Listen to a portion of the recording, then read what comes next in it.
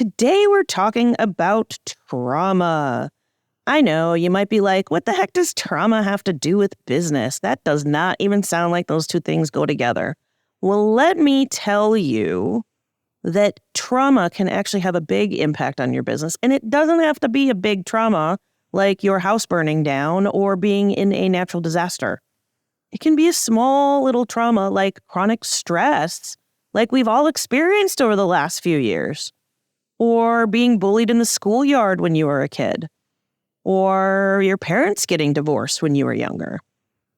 This is what we like to call in psychology a big T trauma, which is, like those really big life events that seem really overbearing and foreboding. And, you can say like my house blew up in a explosion or something, versus little T trauma. Little T traumas being these small things that we often don't think of as traumas. Things like being told to stop your crying or I'll give you something to cry about.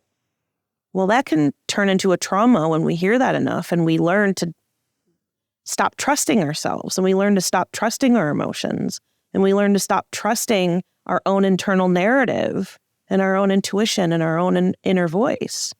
Those turn into traumas. So something small and seemingly insignificant can actually become a trauma that impacts your ability to be successful and make more money.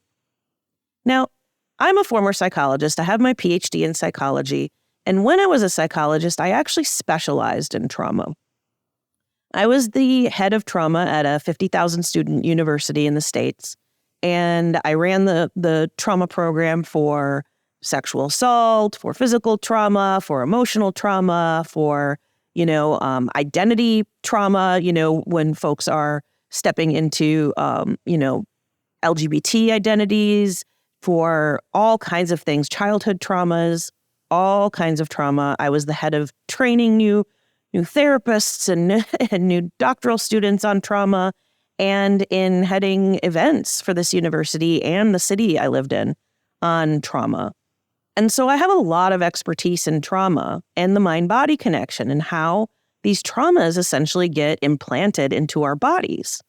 Now, as I transitioned into working with entrepreneurs and as a coach and helping people build businesses and helping people create conscious wealth, I realized that there is so much trauma that goes on in the background that influences our behavior and our choices and our actions in the here and now, in our businesses, in our ability to create wealth, in our ability to generate more abundance and prosperity and happiness and fulfillment and impact and legacy in our lives and freedom.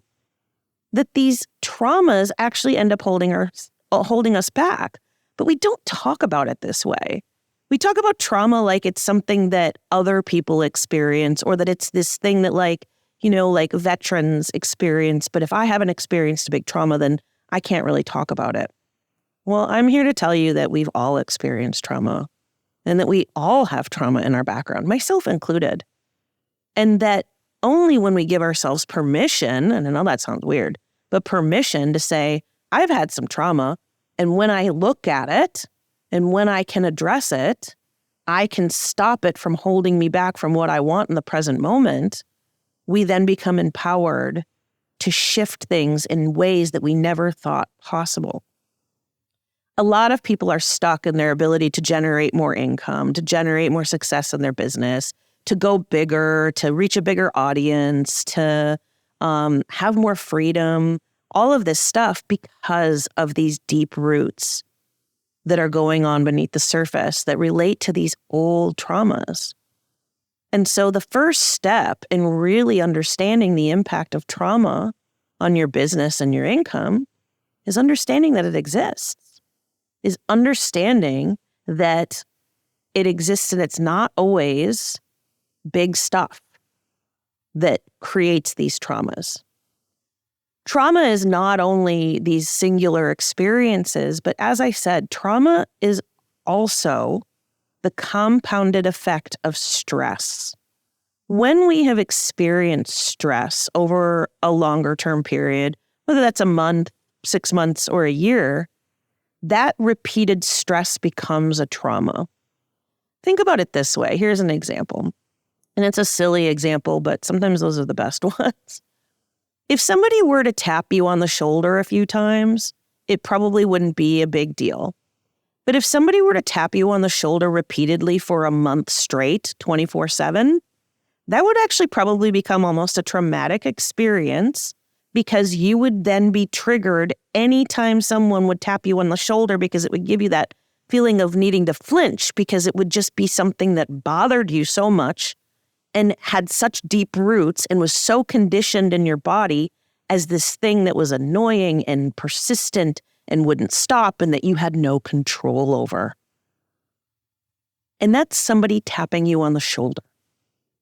Now imagine something persistent that, like, you didn't have much control over, like the state of the world the last few years, or chronic underemployment or chronic underearning, or feeling as though, having beliefs that you don't deserve to have more in your life, or having ancestral stories that tell you that money is hard to come by, money is hard to come by, money is hard to come by. These things actually end up becoming almost traumatic experiences to us because they're chronic, they're repetitive, and we feel as though we don't have much control over them. Now, the beautiful thing is we have a lot more control than we realize, but we have to activate, we have to acknowledge, we have to understand that we have this control in order to actualize it, in order to make something of it, in order to do something with it, right? So what I mean by that is something like a belief like money's hard to come by. That's a belief, right? But if we don't have the awareness that we can shift that belief, and that belief just keeps going on in the back of our head, and the people around us are saying that over and over again, and we see it in our neighborhood, and we believe it, and we don't think that we have the power to shift it, what happens is we actually can't shift it. We have to have the belief that we can shift it in order to shift it. So there's this guy, Martin Seligman. He's a psychologist, famous psychologist. He's actually one of the inventors of positive psychology, if you've ever heard of that.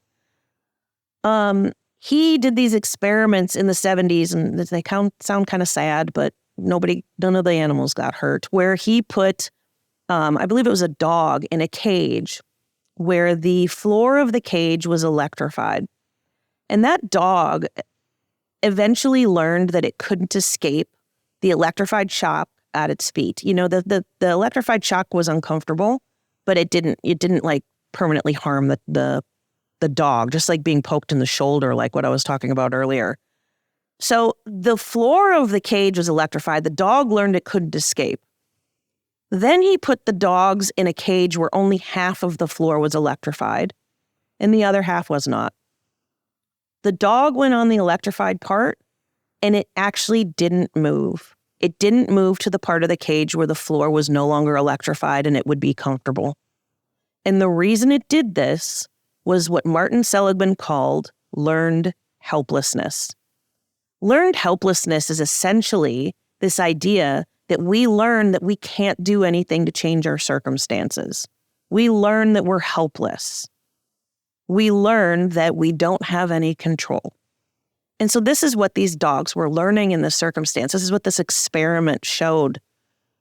And so when we apply this to ourselves, and when we apply this to success and money and impact and freedom and all of this stuff, if we have had limiting beliefs and we have had these traumas throughout our life that have taught us that we cannot change things, guess what happens? We don't move to the other part of the cage where we're no longer electrified, or we're no longer limited, or we're no longer held back. Instead, what we do is we stay put. We stay stuck. We stay in place. And then we wonder why things aren't changing. This is why addressing these kinds of deep layers of trauma that have impacted us for so long is so important, because we end up staying stuck and we don't know why, because we've learned that we're helpless to change things. Luckily, as I said, we are not helpless to change things. it's just a thought. This learned helplessness is just a thought. It's just an idea that we can reframe, change, reconceptualize, reprogram.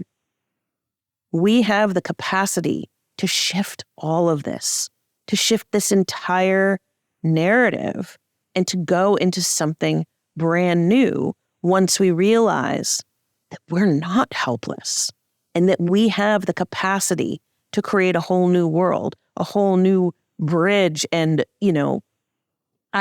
ball of opportunity. But we have to understand that this stuff exists first. And that's why I say understanding that trauma exists for all of us is one of the most important things that we can do. As I've said, these can be really micro traumas. Things like a parental divorce. Things like somebody telling you that you don't get to have nice things until you get your homework done, or you get an A on that test, or you just have to work harder. These things probably don't sound traumatic, but when you're told them over and over, what happens is you start to feel helpless to have nice things until you feel as though you're worthy of them.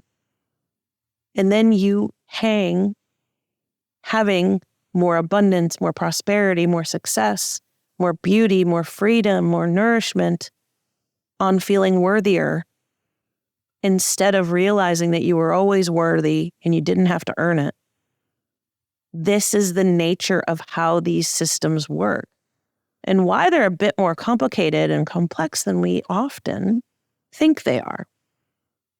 So there are obviously these small micro traumas that I've talked about. There's also a lot of times really much bigger traumas that can be experienced. Things like perhaps losing a parent to, they died, or you had to caretake them because they had mental illness.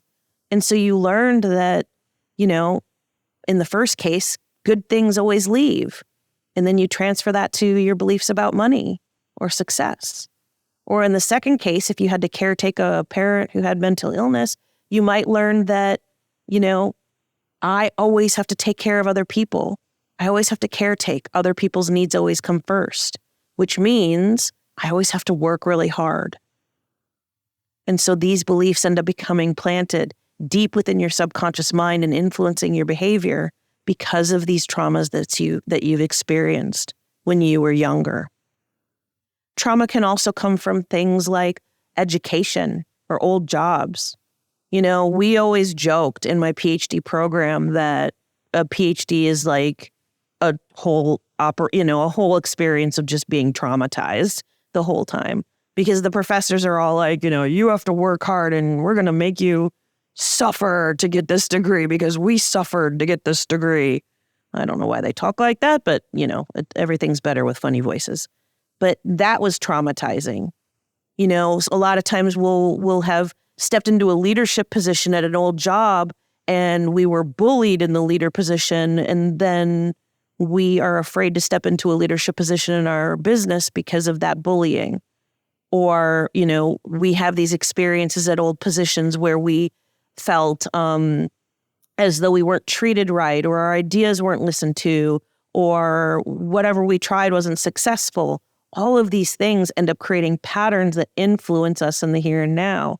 This is what money mindset is about. This is what mindset is about. This is what really setting yourself and your business up for success by building the foundation right to begin with is all about.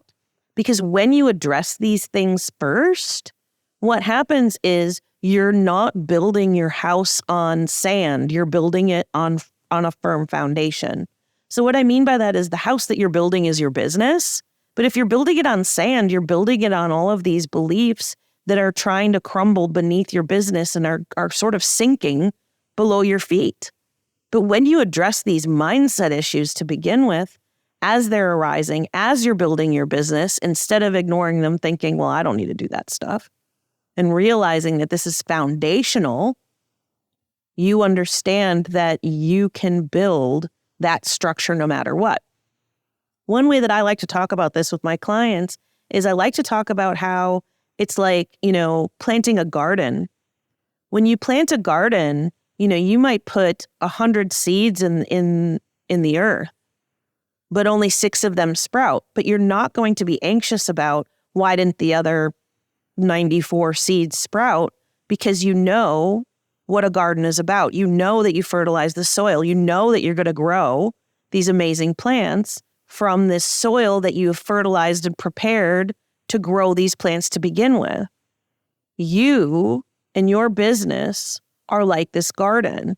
The business being the plants that you grow, the zucchinis and tomatoes that you eventually harvest, is the income and the freedom and the impact and the legacy that you're harvesting from the garden of your business.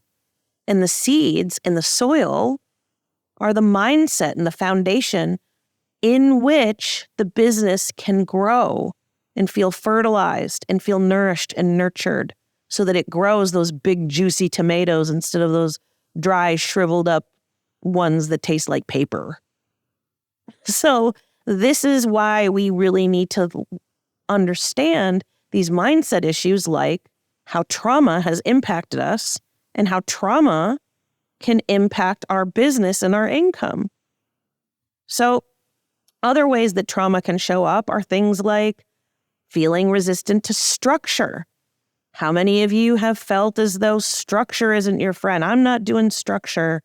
I know I personally hate the word discipline because discipline also means punishment. However, I do like the term routine. I like getting into a routine where I know what to expect and I know what I need to do next. That feels really good to me. Sometimes changing our language can be really powerful.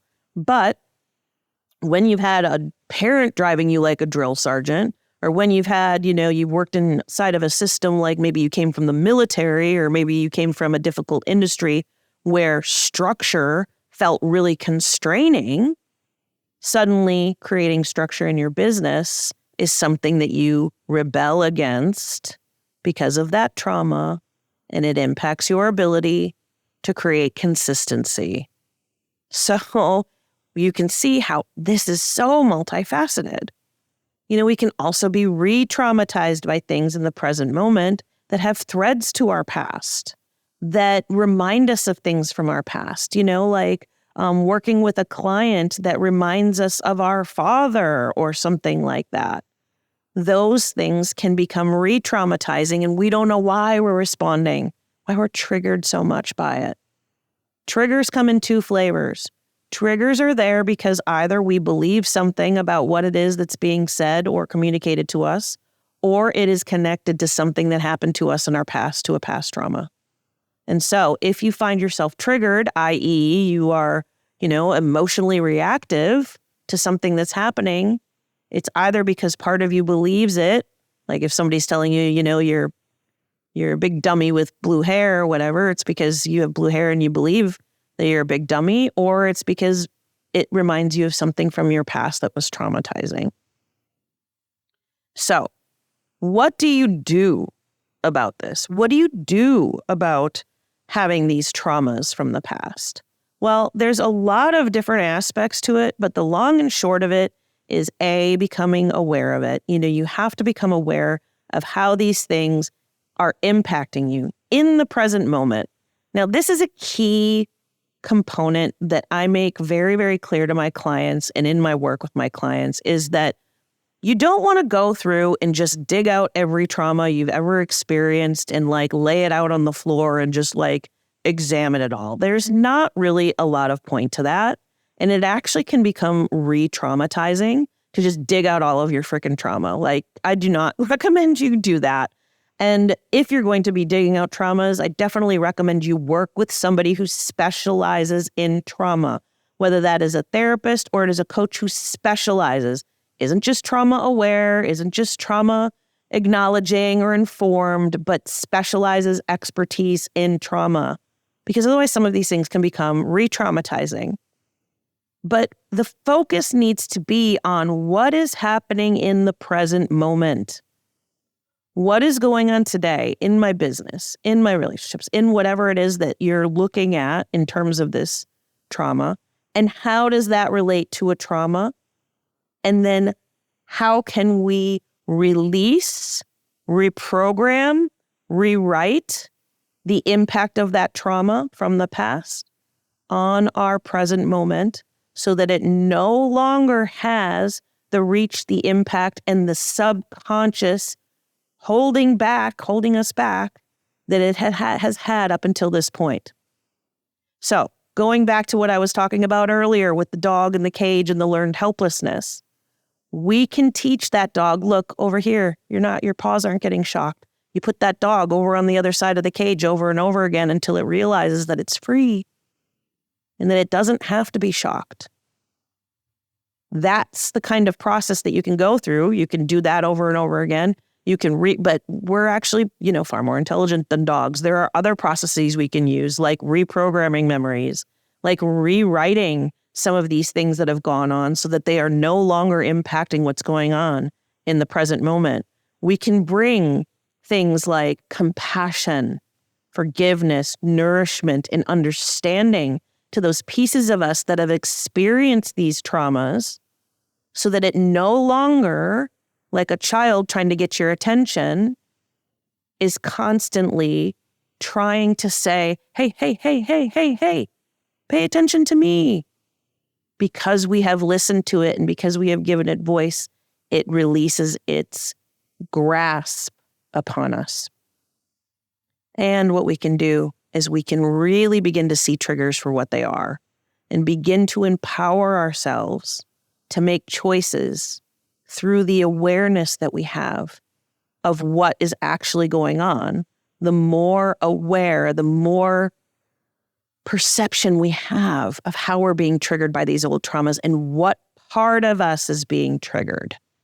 And so, to summarize it, becoming aware, realizing that we have the capacity to change, utilizing our tools for change, like rewriting, reprogramming, reconceptualizing these things through a new lens, and understanding that we are not a prisoner to our past. We are not a prisoner to those ancestral traumas, to those childhood traumas, to those experiences that we may have had, and we can always break free. If that last point is the only thing that you can take from this podcast, you're going to change your life. Knowing that you can break free means that there is an open road ahead of you. It's just a matter of making it happen. And I know that you can make this happen because I've done it and I've seen it with every single client who's attempted to work through traumas. Every single client, I'm going to tell you this, every single client thinks, I don't know if I can do it. And I have never seen one fail. As long as you have the openness, willingness, and courage to go there, you will get through it.